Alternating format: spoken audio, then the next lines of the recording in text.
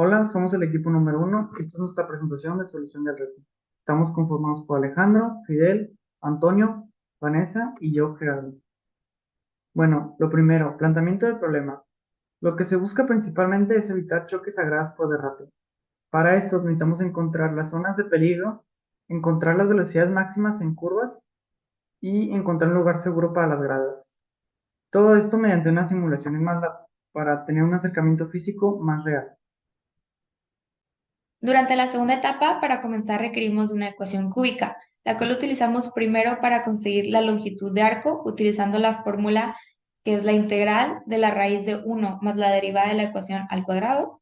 Y segundo, para conseguir el radio de curvatura, utilizando la fórmula de uno más la derivada de la ecuación al cuadrado. Todo esto a la 3 medios sobre la segunda derivada de la ecuación. Para la etapa 3 se utilizaron de dos fórmulas. La primera para calcular la recta tangente con la fórmula de y menos y1 es igual a la derivada de x1 por x menos x1. Y la segunda fórmula sería m1 por m2 es igual a menos 1, que con esto se calculó la recta perpendicular de la recta tangente. Por último, para la etapa 4 tuvimos que calcular la velocidad máxima, el calor y la distancia. Para la velocidad máxima utilizamos la fórmula de velocidad máxima es igual a la raíz de la gravedad por el coeficiente de fricción estática por el radio de curvatura. Después para el calor utilizamos la fórmula de calor es igual a un medio de la masa por la velocidad máxima al cuadrado. Y por último la distancia, la cual calculamos con la fórmula distancia es igual a velocidad máxima al cuadrado sobre 2 por coeficiente de fricción cinética, esto por la gravedad. Bueno, tanto el planteamiento físico, tuvimos varias consideraciones y fórmulas que usamos para sacar lo que se nos pidió, como la de velocidad, que es la raíz cuadrada de la gravedad por el coeficiente de fricción, por el radio de la curvatura. La aceleración, que es la de valor absoluto al cuadrado, entre radio de curvatura, el cambio y pérdida de energía, que es un medio por la masa, por la velocidad final, menos un medio por la masa, por la velocidad inicial al cuadrado. La longitud de la curvatura, que es la integral de la raíz cuadrada de uno más la derivada al cuadrado. También el radio de curvatura, que es pues uno más la derivada al 3 medios entre la segunda derivada.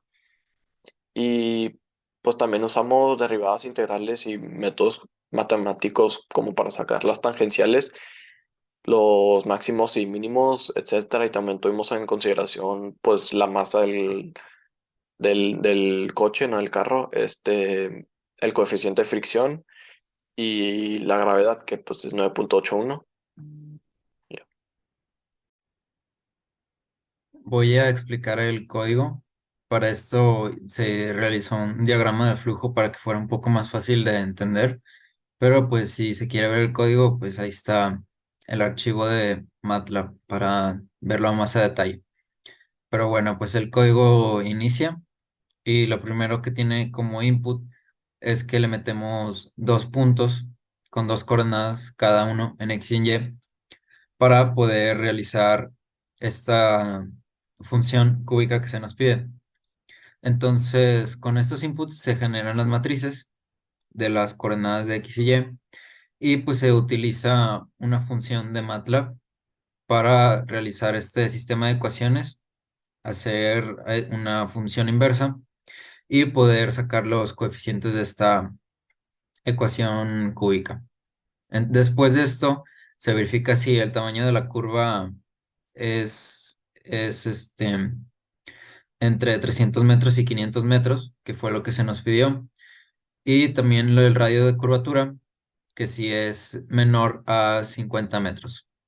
Si no se cumple, pues se vuelve a intentar y pues si es que sí se cumplen estos requisitos, pues se va al siguiente paso, que pues se grafica en la gráfica la función que se obtuvo y bueno, pues se grafica para, como si se pareciera a una pista de Fórmula 1. Y en la gráfica pues se despliegan los valores de la longitud de curva y del radio de curvatura de esta curva. Entonces, después se encuentran las zonas de peligro de la curva y de las pistas, de la pista que pues son dos, que están cerca del punto máximo y punto mínimo de esta función cúbica, y se utiliza la función de MATLAB BPA-SOLVE, y pues también se resaltan con colores llamativos que pues le pusimos rojo. Después se crea una función para poder encontrar la línea tangente en cualquier parte de la trayectoria, y también haciéndole la inversa a esta función se puede encontrar la línea perpendicular. Después, con esta línea perpendicular y esta línea tangente, estuvimos haciendo al tanteo y viendo qué tamaño y qué distancia estaba separada las gradas de la curva para poder cumplir con los requisitos, que tenía un tamaño específico y una distancia específica desde las gradas y de la curva. Después se le imprimen las dimensiones al usuario para verificar que sí son de ese tamaño. Para esto se usaron integrales, y también pues se obtuvo la distancia entre dos puntos. Bueno, y después de imprimir al usuario las posiciones y las dimensiones, se le va a pedir al usuario que introduzca la velocidad de derrape para ver la trayectoria del carro en caso de que sí hubiera derrape. Esto nos lleva a si se revisa si la velocidad de derrape existe en algún punto de esta trayectoria.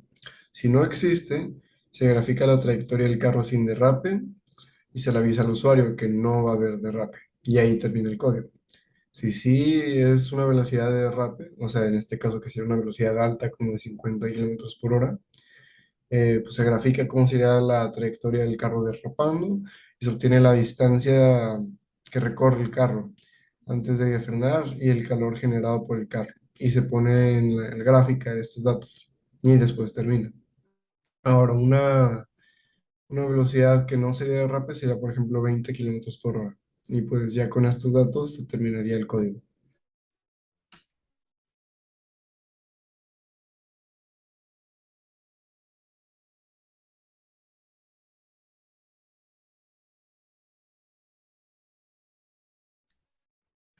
En este proyecto definí conceptos de derrape y modelación computacional que me ayudaron a comprender mejor el funcionamiento de MATLAB, y puse en práctica la teoría base que ya tenía desarrollada en este periodo sobre pues, las funciones, derivadas, tangentes, cómo la original nos puede ayudar a trazar la dirección del derrape, el radio de la curvatura de los círculos, cómo eso nos ayuda a determinar las zonas de peligro, y en base a eso ver dónde podemos y dónde no podemos poner las gradas, por ejemplo, en este caso, para no poner en peligro a la audiencia de los circuitos.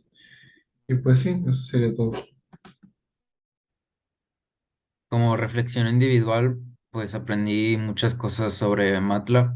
Aprendí principalmente sobre la función BPA-SOLVE y BCircles, que pues me ayudaron para programar este reto. Y pues también usé los parámetros de Fplot, y en física reforcé mis conocimientos de energía y de movimiento circular. Bueno, durante estas 5 semanas del blog y el reto, mejoré mis conocimientos de física, matemáticas y MATLAB. Más que nada integración, que antes no les sabía muy bien, ahora mejor. Y MATLAB también la programación. También cómo resolver problemas de la vida real y aplicarlos. Y pues ya.